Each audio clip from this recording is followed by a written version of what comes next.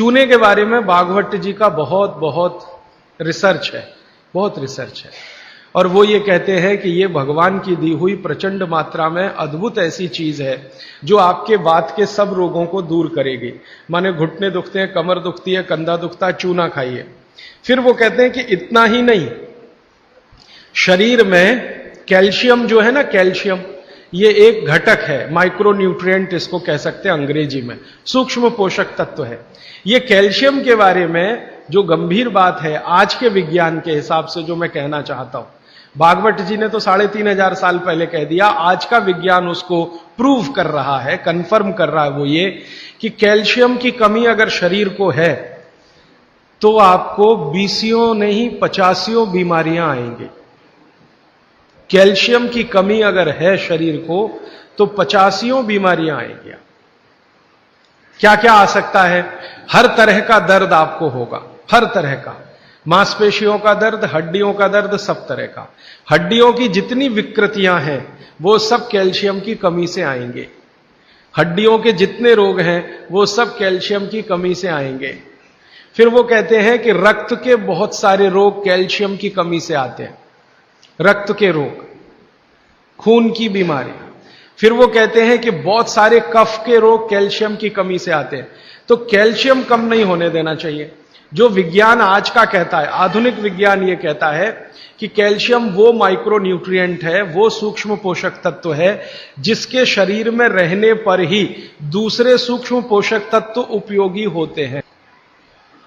ये 12-15 साल का रिसर्च है, एक वाक्य में मैंने खत्म कर दिया।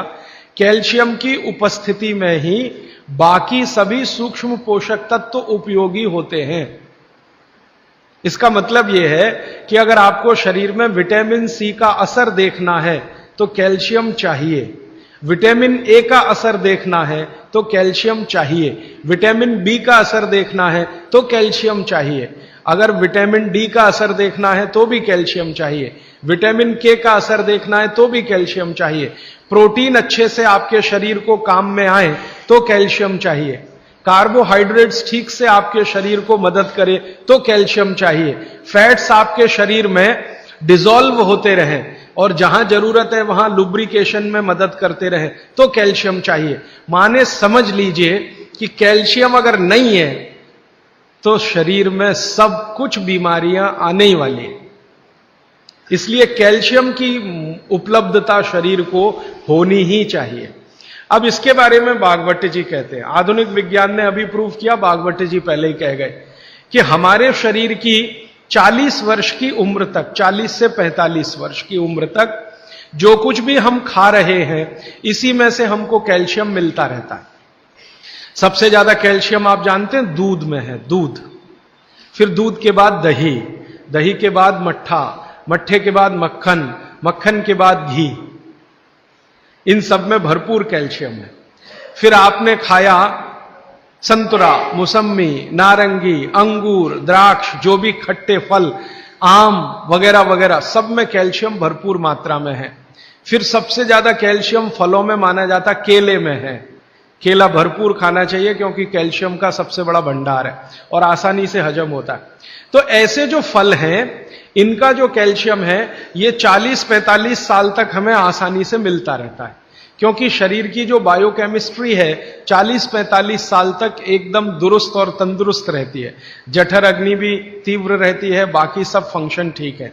लेकिन जैसे ही 45 की उम्र खत्म होती है, माताओं को यह बात विशेष रूप से कह रहा हूं, बहनों को, माताओं को, जैसे ही आपकी 45 की उम्र पूरी होती है और आपका मेंसेस साइकिल बंद होता है, मासिक धर्म आपका बंद होता है, उसी समय आपको कैल्शियम हजम होना कम होना शुरू होता है। आप कितना भी ये सब चीजें खाएं, केला भी खाएं, ये भी खाएं, लेकिन कैल्शियम उतना पूर्ति नहीं करता, क्योंकि कैल्शियम को शरीर में डाइजेस्ट कराने वाला जो हार्मोन है वो तभी तक आपको है जब तक आपकी मासिक चक्र की शुरुआत है। मासिक चक्र बंद होते ही ये हार्मोन कम होता है। आप जानते हैं कई हार्मोन्स कम हो जाते हैं, तो कैल्शियम डाइजेस्ट होना बहुत मुश्किल होता है। तब आपको जरूरत पड़ती है कि बाहर से कैल्शियम लें।